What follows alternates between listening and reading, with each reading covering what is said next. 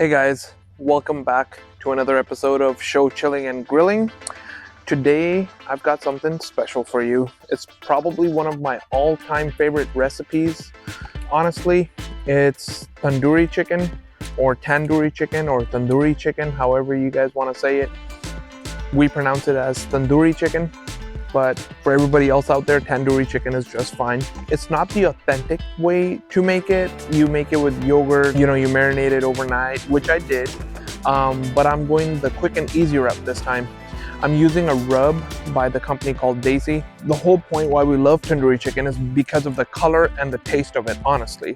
So today we're just gonna be using the original Kingsford briquettes. So this is how the chicken looks overnight from the refrigerator. I just lightly covered it with a saran wrap. As soon as this charcoal gets ready over here, we're gonna go ahead and throw everything right on the grill.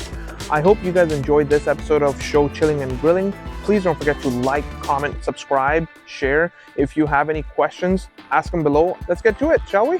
Let's go.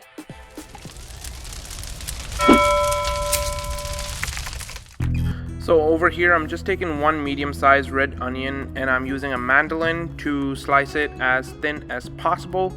Grab yourself a glass mason jar, fill that up, and we're gonna go ahead and make the liquid for it.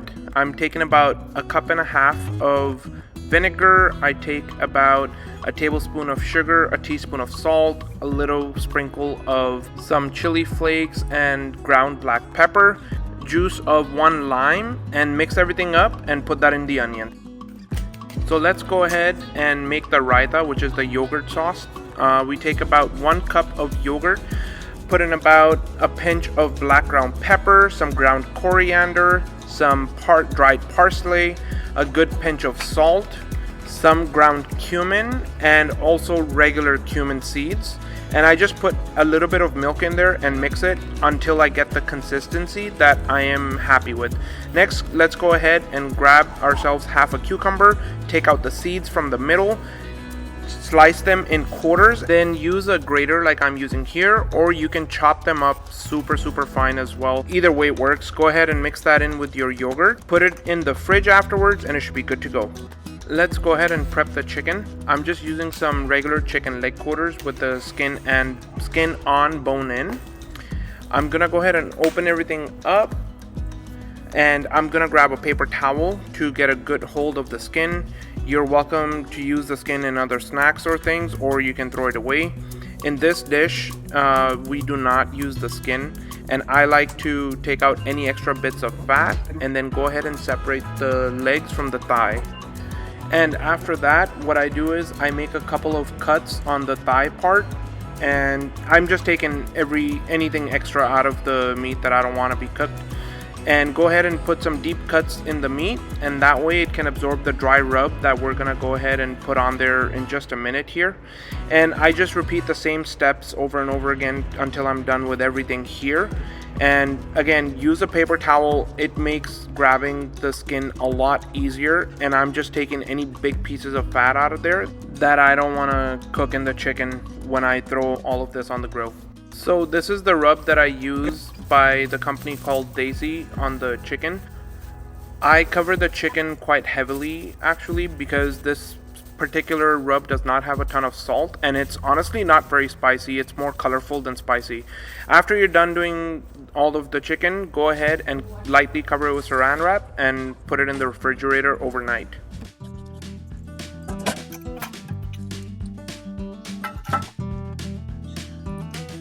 We are gonna go ahead and bring this kettle up to temperature. Let's get these grill grates cleaned up, balled up piece of aluminum foil. I always like to use the heavy duty stuff because it doesn't tear as easily. This is honestly one of the easiest and safest methods of cleaning the top of your grill grates. This is just to have a clean surface to lay your food on. I like to lay down the thighs first because they usually have more meat, so they can take the direct heat from the coals a lot better. This is how I've always done it. You can do it another way if you like it better. Space them out just a little bit, just so everything gets nice, even heating. We're not gonna peek at them for at least 15-20 minutes, and then we'll come right back. When you're making dark meat, like chicken thighs and legs and wings, Yes, chicken is safe to eat at 165 because there's no salmonella present or it dies at that temperature. You want to cook all the dark meat to about 175 at least, because the dark meat has a lot of fat that breaks down with heat. And white meat, like the chicken breast and the back meat, it does not have a lot of fats in there. So with white meat, what I do is I try to cook it up to about 155. If you let it rest, it will stay at that temperature for about 5 to 10 minutes and it'll be safe to eat. It'll be juicy. It won't get dry on you. That's probably the biggest tip that I can give you when cooking chicken. So if you're gonna make chicken for the first time, I would advise you to use the dark meats. Personally, they're a lot more forgiving. You can make a lot more mistakes. You can accidentally cook them too hot and they'll be just fine. But if it's chicken breast or white meat though, you will mess up the dish. If you honestly cook it to 165 and then take it off the heat, most of the times when you let it rest and whatnot, it will reach the temperature of about 170, 175, even depending on how much there is. Where do you store it? You have a bunch of chicken just in a big pot and you close the lid on it, you take it off the fire, it's gonna keep on cooking. Okay, so I would recommend taking that off at about 155. Dark meat, you want to cook it as much as possible. Just invest in one good instant read thermometer. This is probably my personal favorite by ThermoWorks. It's called the ThermaPen 1.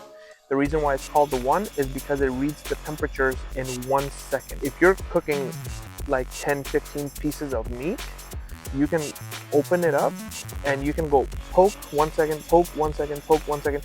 Like, you can go through all that meat very, very quickly. If you have one of those cheaper ones, yes, they do the job, and it's honestly better than not having any. Get one. This is probably the #1 tool that I will recommend that you get over everything else. So the chicken is temping right around the 165 mark right there, as you can tell. At least most of them are. The bigger pieces will take a few more minutes. So what we're gonna do is we're gonna grill them off a little bit. It's gonna help them cook a little bit and also give them some char flavor. And then we're gonna put them back in the indirect side to let them cook some more.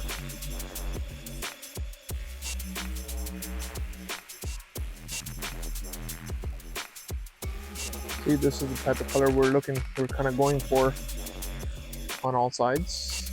Charcoal just adds a beautiful flavor without getting too smoky, if you know what I mean. It just adds a little kiss of fire.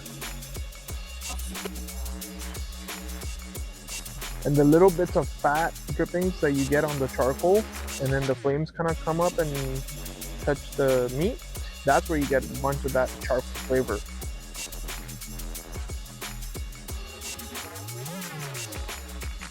Try not to touch the bone, otherwise you don't get the right temperature readings.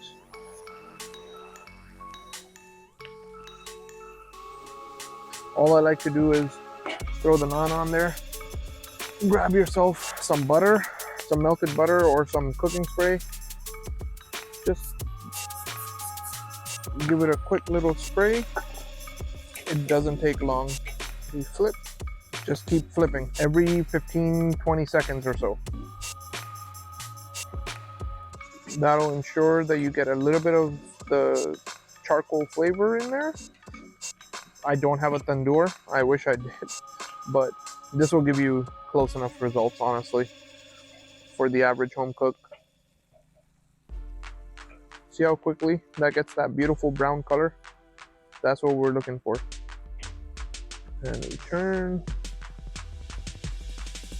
And we turn. Look at that. Pretty much perfect. That's how I want all of them to be, but we did char up a couple of them pretty good, so that's all right. We're gonna take some of the meat off here, the ones that I know are good. We'll come back for those. Those will need a few extra minutes. Hey guys, welcome back. We're finally inside and we're gonna try and enjoy this food that we made here today. It smells amazing, looks amazing. The only thing left to do is to try it, of course.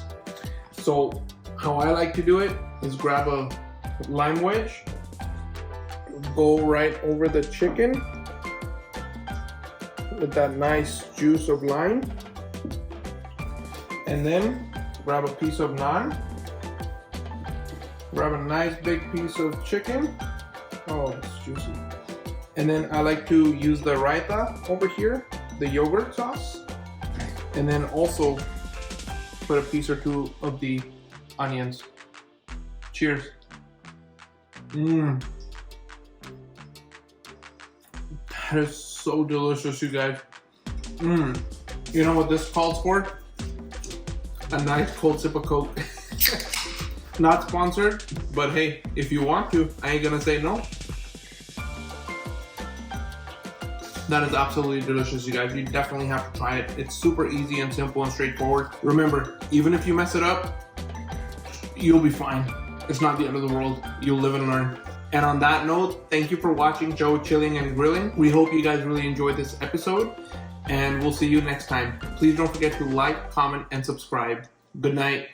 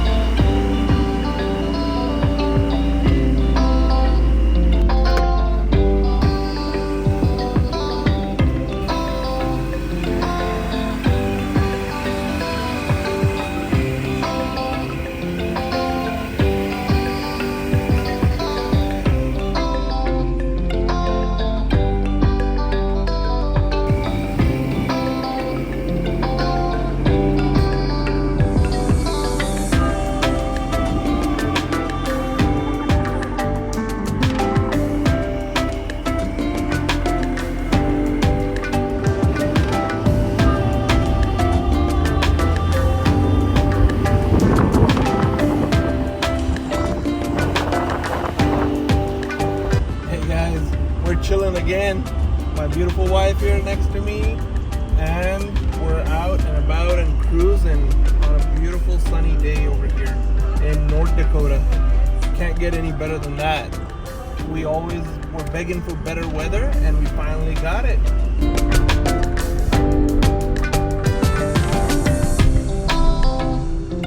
I hope you guys enjoyed this episode and you enjoyed a little cruise with us today, and we hope to see you guys back next week.